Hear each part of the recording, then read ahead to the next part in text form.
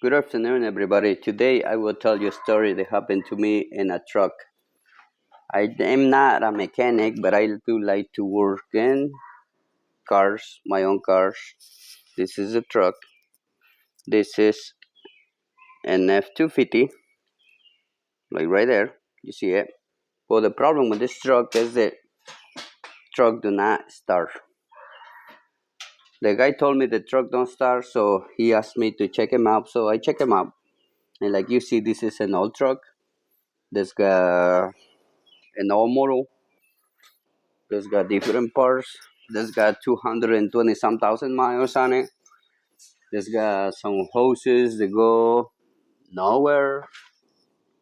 This got all batteries, wires, and more hoses that go nowhere right there. So this is an old truck. That's what you call a beater, but they run pretty good. It is a Ford truck. I love Ford trucks.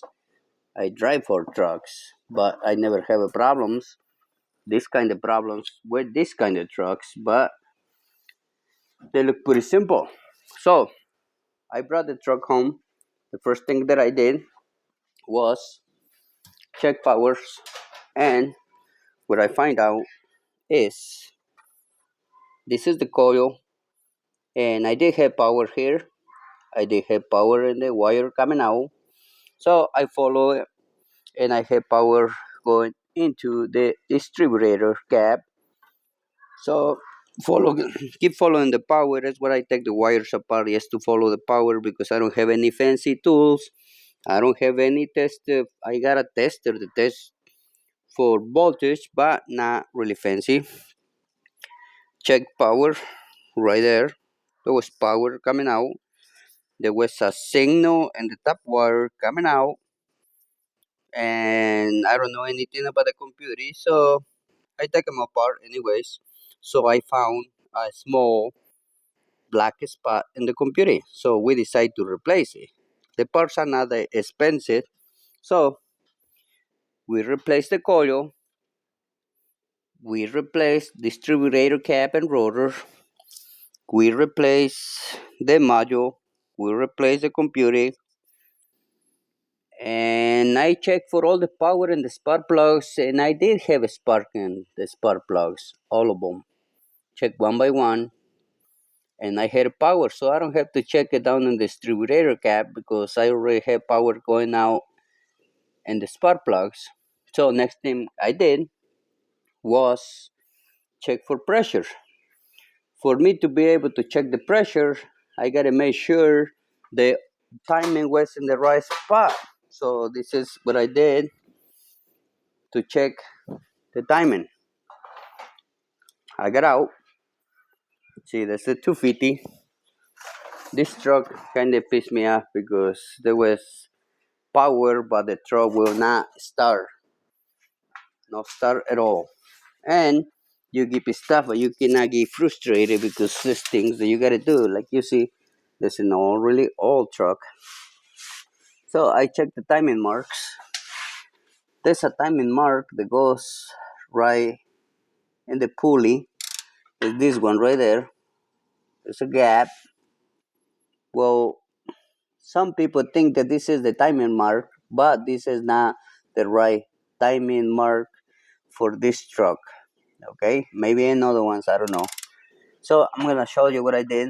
I cleaned them up. I cleaned them up with a wire brush all the way around,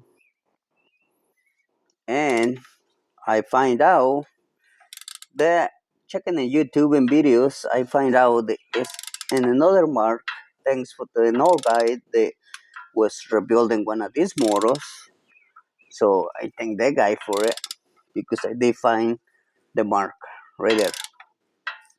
There's a small mark. I don't know if you can see it right, but there's a really small mark right in the side, right there. All you gotta do is wire brush it, and there's a mark. So I put another mark on top of it just to make sure that it was the right mark. So it was the right mark. put back in time. There is what I got.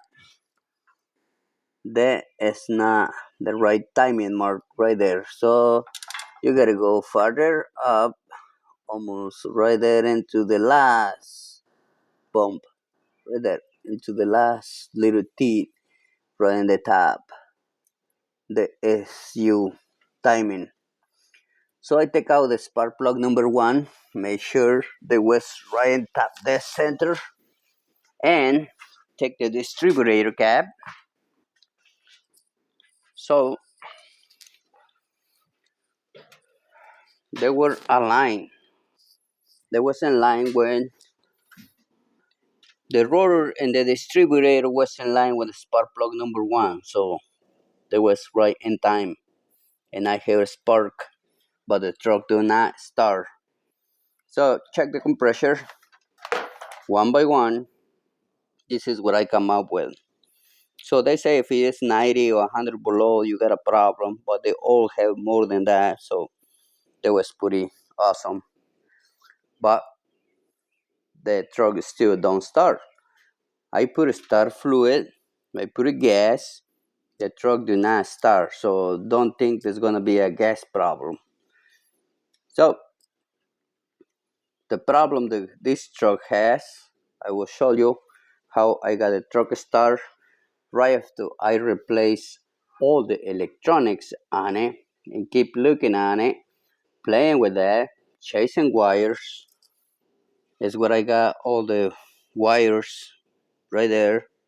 Now I gotta put them back together, but I have to chase them one by one because I don't have a fancy tools to check them.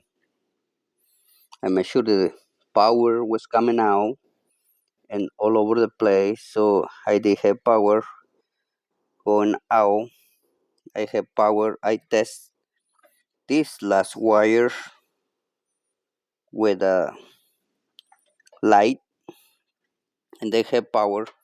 If you got power there, you put a one of the light bulbs, the light bulb will blink on and off. So that means you get signal going to the coil. Like I say, the coil is brand new, distributor cap is brand new, computer is new rebuilt. So I hit a spark, but the truck still not start. So what I find out was that Cadillac converter was plugged. So what I did, this is what I did. And I will show you Cadillac converter right there. This is the first one. There's the second one. And there's the muffler. So what I did, this one has two pipes going into it. There. I cut it off. I cut one piece right off.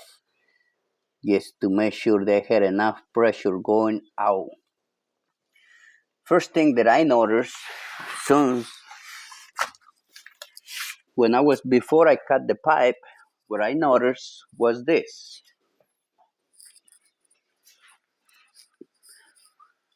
When I try to start the truck, this hose right there, there's like a breather for the motor or something, it goes into the filter right in the side, right there. This goes right there. Well, this hose was blowing a lot of smoke coming out of this hose, so that means the pressure was not going out. The pressure was right in the motor. That's why the truck don't start. Right after I got the manifold out, I come back, take the spark plugs out, clean them up. These spark plugs are set 44 right there. They tell you where is the gap. It's supposed to be set right there, somewhere in there. Spark plugs 44.